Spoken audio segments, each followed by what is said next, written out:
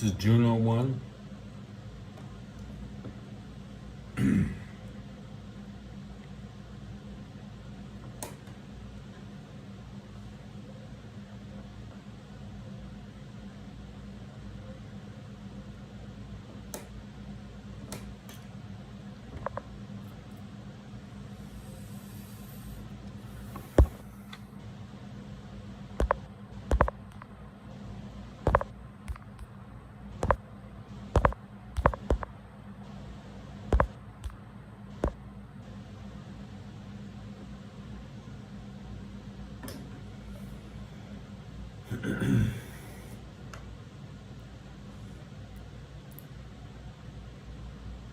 One sub, just looking for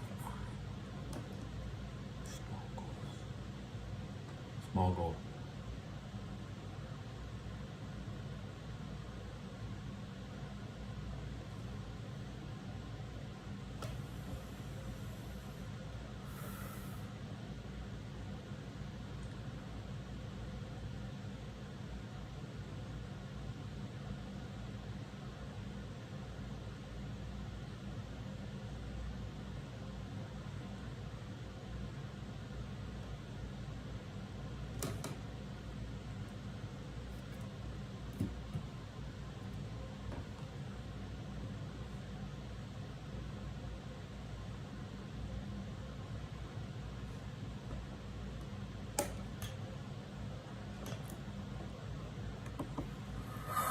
Stadium in St. Louis, that's the mighty Mississippi in the background, the arch over on the left side of your picture, the St. Louis Rams and the 49ers. But the 49ers breaking on top, Thompson to kick it off. Missed the exit point. 6-0 49ers. There's Isaac Bruce over on the bench.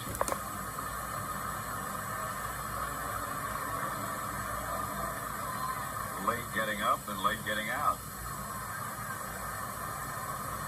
Yeah, here's that touchdown again. Here's John Taylor here, Ben. Jerry Rice is here, so he's going to take some people in here. John Taylor comes up and he goes all the way across the field. You see what Jerry Rice will do? You see Jerry Rice is in the slot. They all jump on him. Anthony Parker is man-to-man on John Taylor with no help. Taylor runs all the way across the field. Elvis Grunbach rolls to the right and sees him and throws it to him in the end zone. Leonard Russell gets the carry, gets perhaps a yard, no more.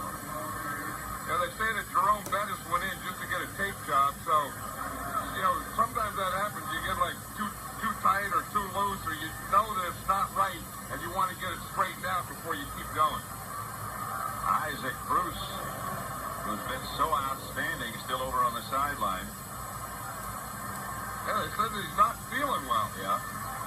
What that guy was doing there was just putting some more air in his helmet. That's not going to help him feel any better. The Todd Kenyon is taking his place. Here's Miller back to throw it. I know, guys. Pressure from the 49ers in a hurry. Dana Stubbs. I'm really worried the subs have stopped going up. Miller had no Okay, it'll go. He just split the double team. He just went right between them, and then when the defensive tackle lines up in the middle, splits the double team. His next step is right on the quarterback. And Peter Bryant was right there with it. Third and very long. Miller back to throw again. Out of the pocket. And it's picked off this time by Ken Norton. Ken Norton, man. I saw 51, I knew who it was instantly. Turnover business we were talking about in the beginning. The 49ers have a habit of playing until they can't win championships. They just keep playing until they can't win. That's the 49ers habit. Touchdown, the other one going scored. You know, I went out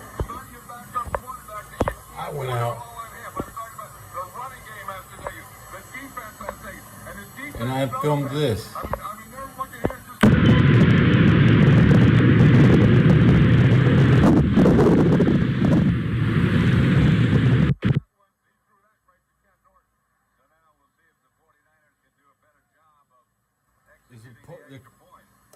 Francis.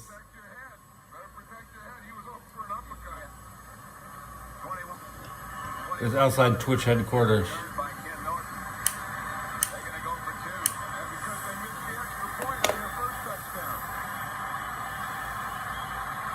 Lloyd and Lavelle behind Gerbach. He's going to throw it. Does. They got the two. It's 14-0. And we said that Elvis Gerbach had to get off to a good start to get confidence. I'll tell you, this guy has big time confidence right now. Battle building in a hurry. One for a touchdown, one for a 2-point extra point. Gerbach to right.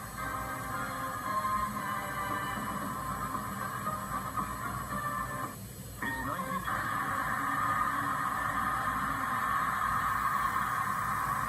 At the 30, he's taken down by Jamal Willis. Well, Isaac Bruce is going in now. He was injured on that first interception. You can barely read the font. Guys that tackled The artist is trash. Is back also. They're getting their guys back, and they're 14 points down. You know, one of the things the 49ers I'm gonna pan up to my house, my room, and then I'll pan up to the top of the Twitch.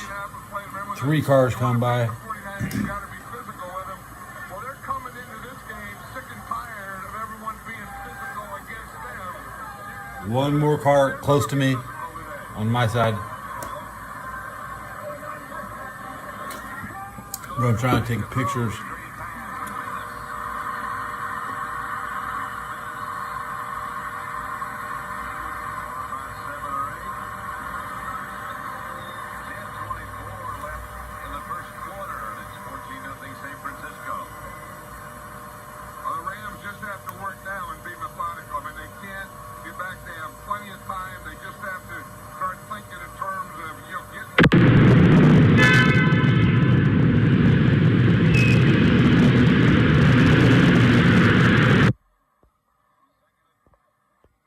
That's right outside my house.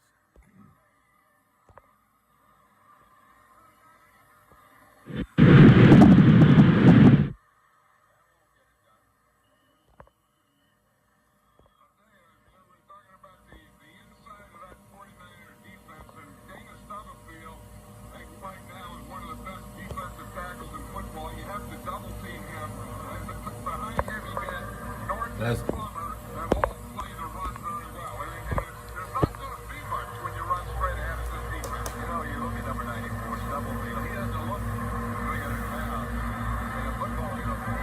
the Rams won this game. I want to turn it off now.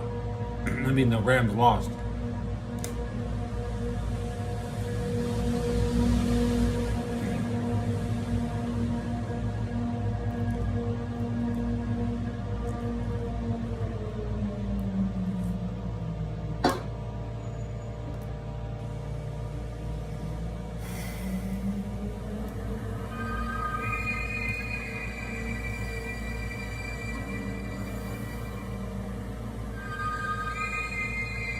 '81 Buffalo Bills is just a bump in the road.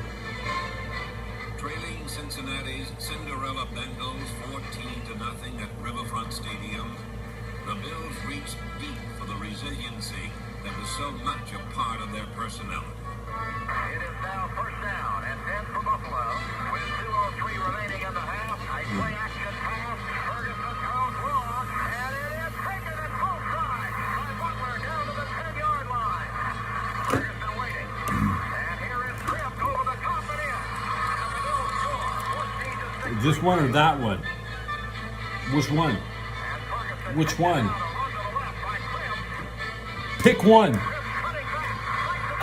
I can't pick one. Pick one. This one. Okay. Joe Ferguson, the arm, throws, and it is caught by Butler for the touchdown. Oh.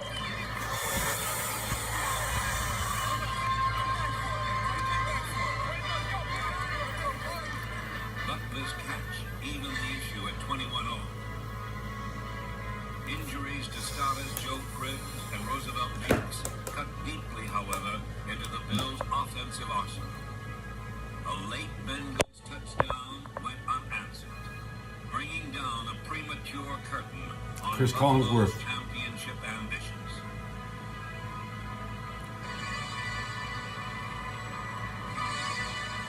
A playoff loss is bitter medicine. But in a season with NFL fortunes, That was highlights from the AFC Championship game. the Bills proved they belonged in the company of a heavyweight contender. Was it? No. They would have gone to Their Eastern Division championship Chargers in was 81. no mirage. And their 10 victories You know what? I like my thing's too low. in the tough AFC Bro, it's too low. Eastern Division were no illusions. Too low. Should be up This team higher. was no Yeah. shooting star Higher. that burns out as quickly as it appears. Higher. Buffalo Bills are not It's better. paper The Yeah. Buffalo Bills are for real.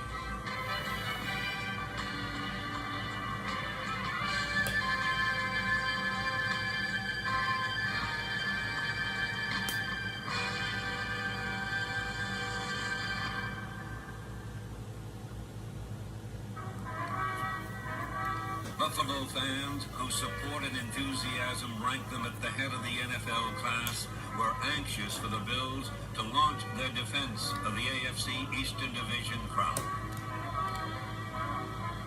Could Buffalo build on its title base? Or would the Bills float aimlessly back to earth?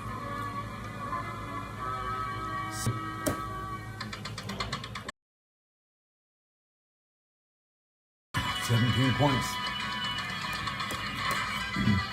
On the first weekend of September, the Bills sent Goff running for cover with a textbook performance against the New York Jets. Talking over music.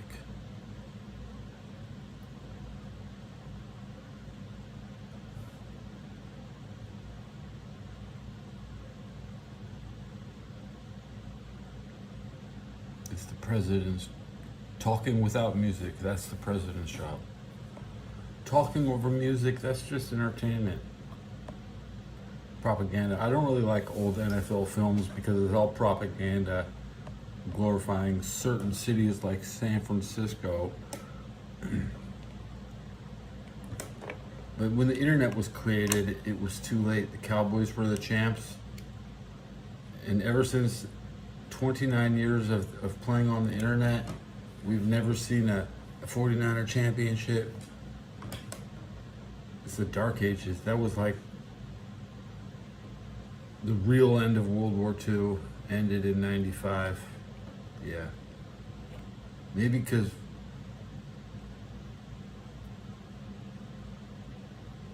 the Cold War ended. What a boring war, Cold War. Well, you scroll up or scroll down, see what you find.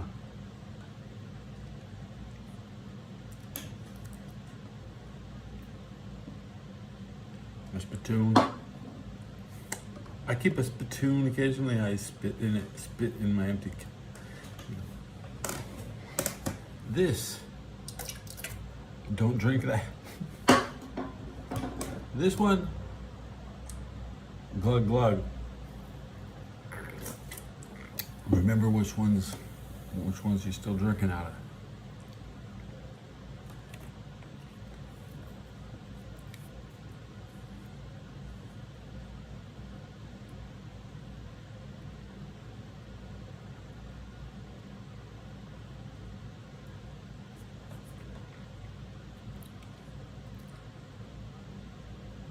Tractor war. No, you fight the war with the tractors.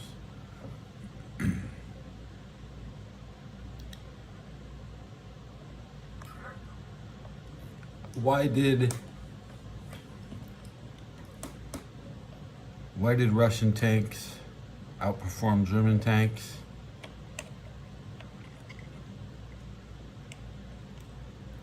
I think it has something to do with the flamethrower tank. Because they had so much gas, they could just burn it. And I don't think Germany had that. They weren't just burning their gas, shooting it out and burning it. Okay, they had a very small supply of gas. So a tractor You might think you have to mount a gun on it. You just might need to mount a flamethrower on it. Much less kick. You know, the big guns, they kick when they shoot. You know, the tank rocks. But when you're shooting the flamethrower on your tractor, you could be using your old, and they're talking about old tractors. Like in 1940, when they had all these tanks, they were just using the old tractors with turtle shells like they have on Ukraine now. The modern turtle shell is no different than the old tractor shell flamethrower. You know, what are you waiting for? Bullets and shit. Fuck you and your bullets. We're just gonna burn everything. Okay.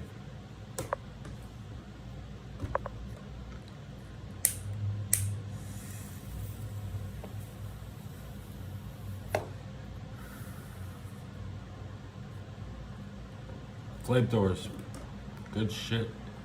Tractors, everywhere in Serbia, everywhere you go, every single tractor is ready to be modified.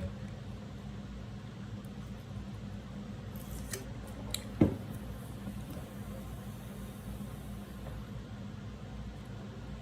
can't tell the difference. Potemkin, fake Russian fake village, yada yada. Inflatable tanks, moving trains back and forth just so airplanes can see them.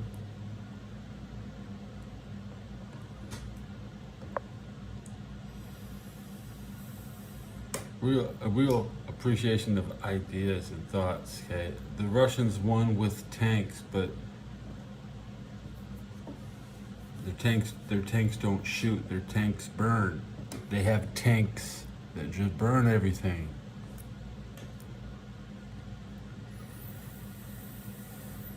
That was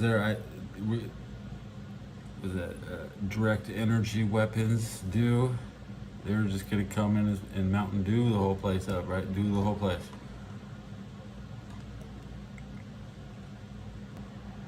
Do, that's right. Direct energy weapons. That's what these tanks did. And if you don't think fire is directly putting energy on shit, then you need to rethink.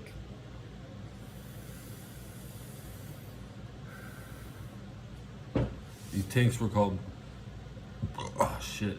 This is awesome channel I just found, guys. I just found this awesome channel. I know one of you person is listening. No, one of you, just one more. This channel called Just One More, it has 982 subs. Just One More. And this channel's good. So I'm watching a video, this particular video about this tank. Bro, that's a flamethrower. Is it a flamethrower? That's a tractor. Modified modified tractor. Can't tell what the difference between a tractor and a tank is. They all move real slow. The Russians moved very slow because they put these little tanks come in. They come in first, and they come in all together, and then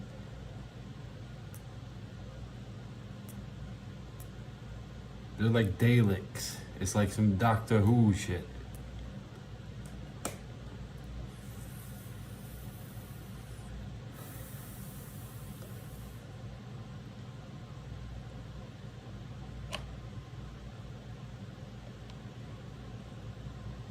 Factory repair.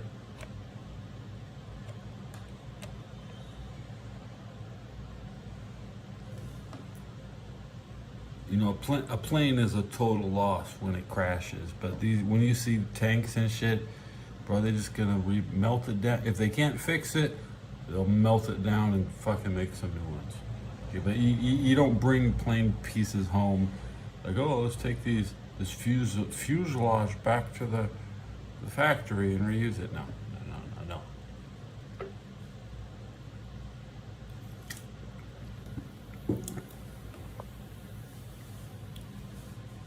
The private economy is based upon maintenance of military equipment.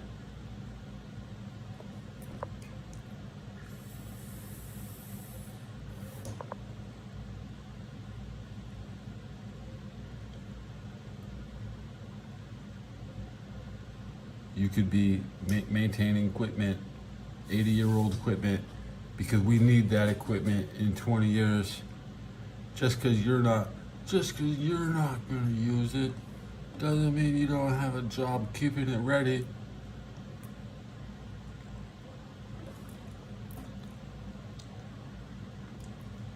People are eating 80-year-old food.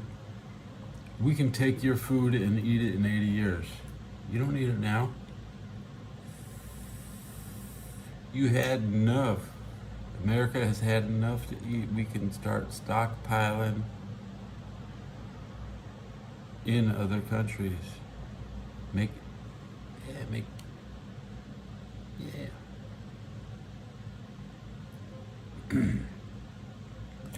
Let's investigate Serbia as I usually do. I can't reach my radio to crank it up, guys.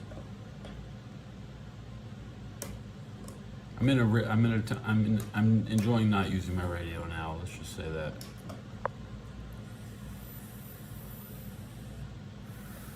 Today's 2 days of Serbian news.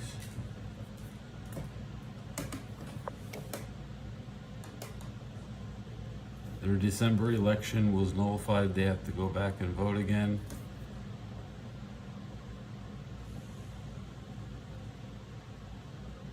The Canadian women's team has lost in Serbia.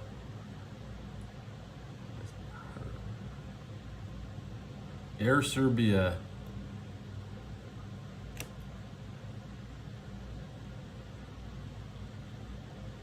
has new destinations they can fly to. You think they could just go anywhere, but everybody else has been telling them, no, you can't fly here.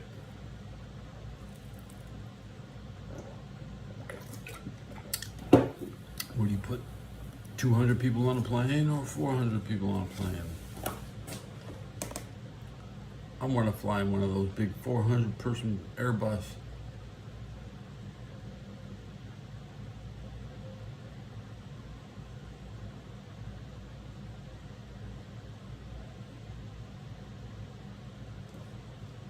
What are the U.S. sanctions on Serbia?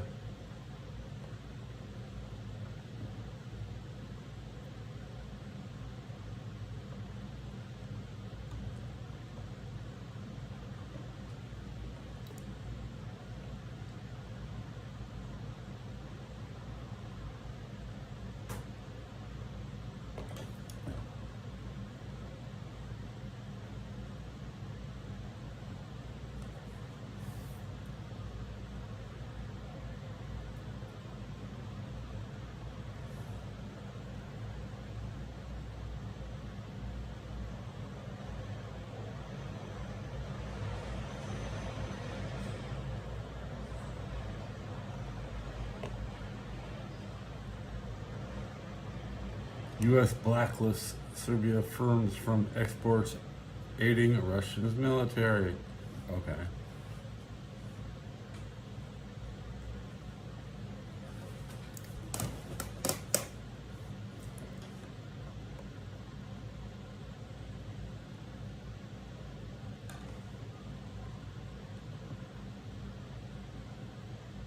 I thought it would be something reasonable. But of course they shouldn't be selling equipment to Russia.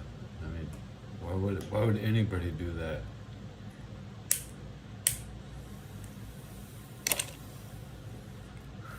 I could sit around and make weapons for Russia, but that's not what we do.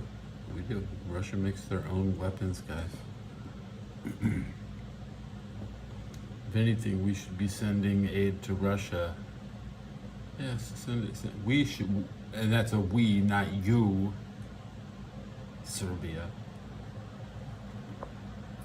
Russia is our allies, not you, Serbia.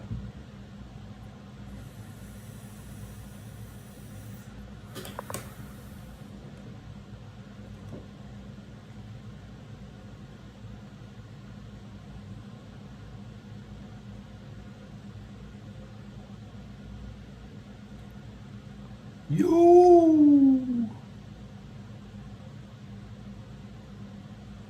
I'm so happy Red Bull didn't win. How come Red Bull didn't win at the Monaco? This video is gonna complain about it. We'll find out. Irish Spring commercial. Destiny 2 commercial. I think it's 8 years old. Nobody makes my feet but me. Destiny. I'd like to play Destiny 3. Okay, I would like. Its worst performance of the season. It was comprehensively outgunned, with Max Verstappen managing only 6th place in the Monaco Grand Prix, as Charles Leclerc claimed an emotional home victory for Ferrari. So was this limp Red Bull performance, compounded by Sergio Perez's big accident on the first lap, merely a one-off caused by the unique demands of the Monte Carlo circuit, or is there more to it than that? Well, while Verstappen admitted Monaco is the worst-case scenario for Red Bull because of the track configuration, he was frustrated by Red Bull's failure to eliminate a long-term weakness that caused it big problems. He argues the chasing pack closing up means that Red Bull is now getting found out, and the car limitation that Monaco exposed will also hold back Red Bull at some other circuits. That's hugely encouraging for its rivals, particularly Ferrari and McLaren, as well as for those holding out hope for some sort of World Championship fight breaking out this year. So what has Red Bull got so wrong? To understand that, let's take an in-depth look at how the Monaco Grand Prix weekend played out. Red Bull hit trouble from the start of the Monaco weekend. During FP1, both Verstappen and teammate Sergio Perez complained about the poor ride of the car that was on a knife edge.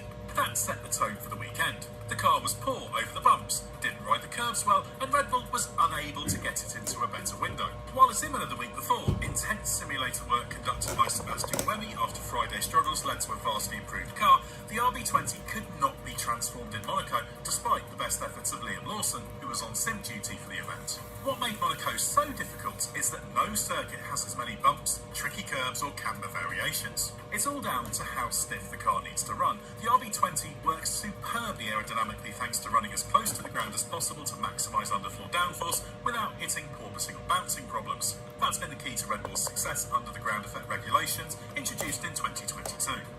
However, at a bumpy Monaco where a higher ride height is necessary, too stiff a car is bad news. But this car has to run stiff or the aerodynamic losses are enormous. And that's Should I shave? Red Bull couldn't find a way out of.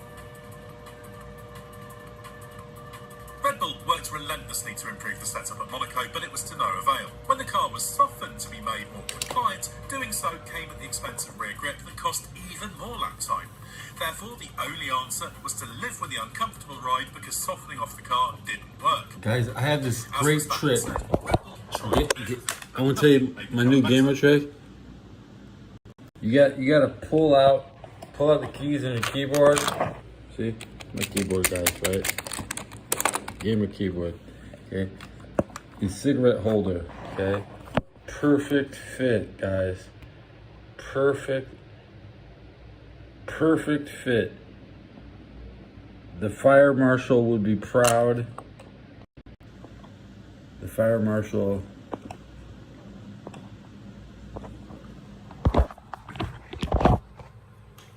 So now that I have my cigarette pointed straight up,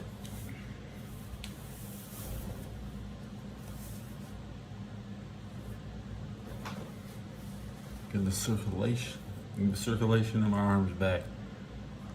To make matters worse, while Red Bull knew there was a risk of this being a problem at Monaco, it didn't show up during preparatory simulator work. That is not in itself unusual. As Sauber head of trackside engineering Sherry Puchlar said ahead of the weekend, simulating Monaco is not easy, and the starting setup usually requires more fettling. The upshot was that Verstappen and Perez both struggled in qualifying. For Perez, it was a disaster, as he was eliminated in Q1 for the first time this season after lapping 3.5 tenths slower than Verstappen. Verstappen made it to Q3 easily and would likely have qualified second or third, but the rear stepped out at Sandoval on his final attempt and he brushed the wall. As a result, he had to abort the lap and was shuffled down to 6th. The problems had a lot in common with Red Bull's Singapore 2023 struggles. There, the car struggled badly on the bumps, although it was exacerbated by not optimising the setup. At Monaco, Red Bull did optimise the car. It was simply that the ride limitation was impossible to eliminate, and that's what's worrying Verstappen. He called it a fundamental problem that might not be fixed quickly. While Verstappen felt confidence in the car in the medium and faster corners, in the slow, bumpy turns where curb use is vital, the Red Bull struggled. In particular, he pointed to the hairpin and the chicane as significant time losses, with the Red Bull at its most competitive in Sector 1, losing more than a quarter of a second in Sector 2 and slipping to 6th fastest in the time confined to the final sector. And as Verstappen pointed out, there are other circuits coming up that are bumpy and require aggressive curb riding, including the next round of the championship in Canada and, most worryingly for Red Bull, Singapore. With the rest closing up, this weakness is a real concern for Red Bull. It may be that as this is an extreme outlier in terms of circuit characteristics, it's just a necessary weakness for the best possible average performance over the season. But with Verstappen pushing hard for improvements, team principal Christian Horner suggested it was about tackling this weakness with next year's RB21. Red Bull has carried this weakness since 2022. It's just that the advantage it had over the rest meant all it did was reduce its dominance and it wasn't exposed. If you have an advantage that, in particular in race conditions, is usually half a second a lap, and you hit a track where you are 2 or 3 tenths worse off, that just makes the difference between winning by a mile and still winning comfortably. But now, McLaren and Ferrari in particular are closer, it's enough to make the difference between victory and defeat. That's why Red Bull has gone from almost winning every race last year and expectations it would do the same this year. I'm surprised Red Bull lost.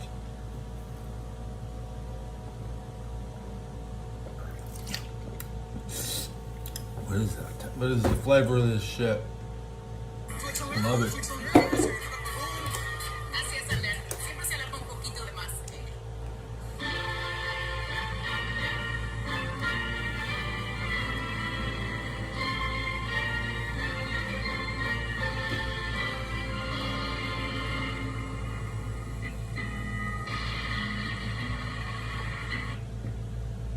Thing we have to talk about is, you see, Leroy Butler. but they're also getting to Steve Young with sometimes only 3 guys. And when that defensive line is putting pressure on like that, and you're able to create chaos, you're going to win. Fritz Shermer gets an A+. I mean, I'd go read those books just to find out how he did it. I may even want to read a few of those. Brett Jones back in action. Turn down and walk. I don't know. Did you see Steve Young there? He didn't make it. He may not have made it. I don't know, but I'm going to tell you something. Did you see the willing to win right there? Look at it. Look at that face. This guy wants it so bad. That's why he is what he is. The guy's hanging on him, and he was still trying to struggle. Jerry Rice said he has to go play golf.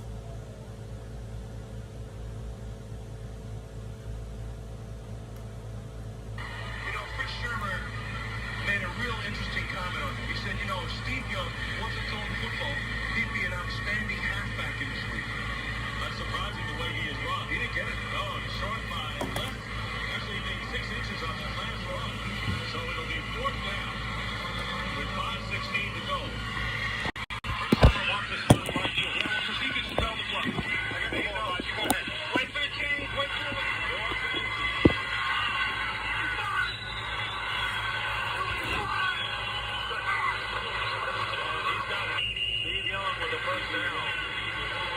Steve Young has been the whole 49er offense. He's taken a beating. They've knocked him down. They've frustrated him. The secondary has taken away coverage. He's had to be patient. He has to get the offensive line. Tigers have 2 timeouts remaining with under 5 minutes to go. Young gets some time, and the pass caught by Rice. And he is out of bounds in Green Bay territory in a first down, letting the Gill covering. And a flag is thrown. He may have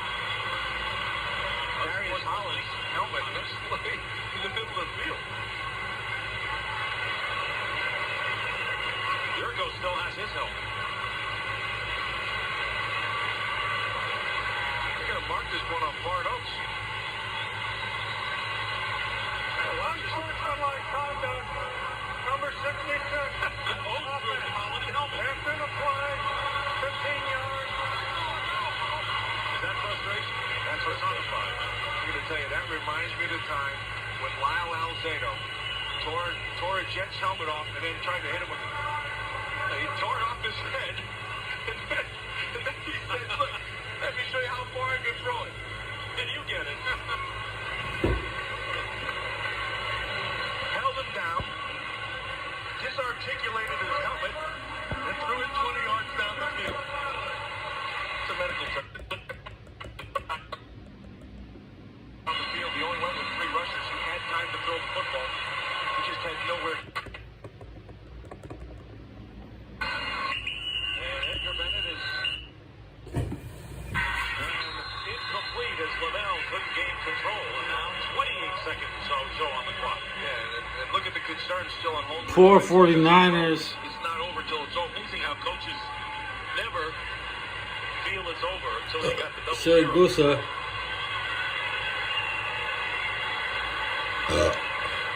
George Seifert was very concerned this week. We went to practice, and he was tight all week long because he knew, and he said earlier, that this was the strongest first-round playoff game this team that they'd ever played. In his mind, second down and 10. Young, Laker, and the pass nearly picked off by Nick Crawford. Intended for Jerry Rice. Losing at home in San Francisco. With 23 seconds remaining.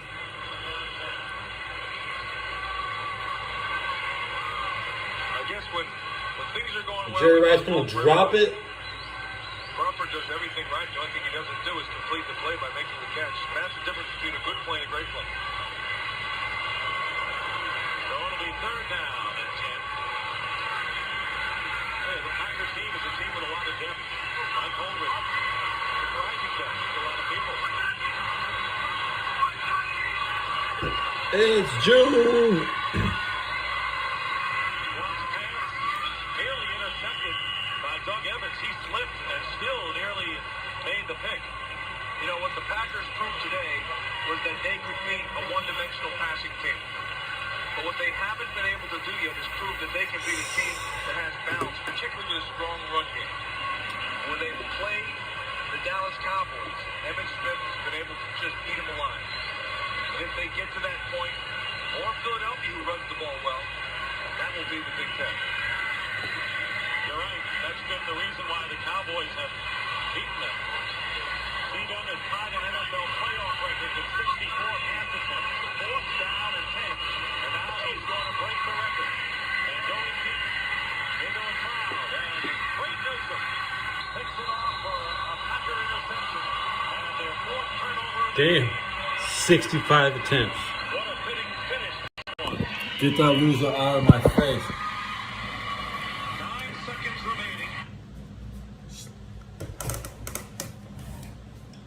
Thank you, Green Bay. Everybody in the league has taken their turn fucking the 49ers for 29 years. Some get more credit. Like Green Bay. But even the smaller teams, like the Texans, they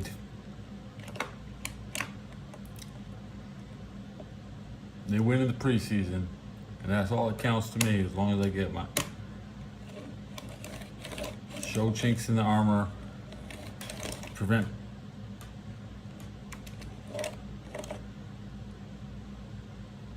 the preseason is more important to me. I'm in that job. Every game counts. They tell you that they'll play a game and then they'll tell you that nothing happened and there's no score. No, there's always a score. If you play in the preseason, you'll probably never be seen again. We don't know who's going to run the ball for the 49ers this preseason. Why would anybody take a single snap for the 49ers? Having players to fill out the roster is going to be a challenge in Tennessee when the 49ers go to Tennessee. The next 49er game. 60 days away. And I'll be making, and this is my off season. I mean, we'll see you next episode. And you know, it'll be about the 49ers most likely paying Christian McCaffrey. That's what I say. Pay CMC.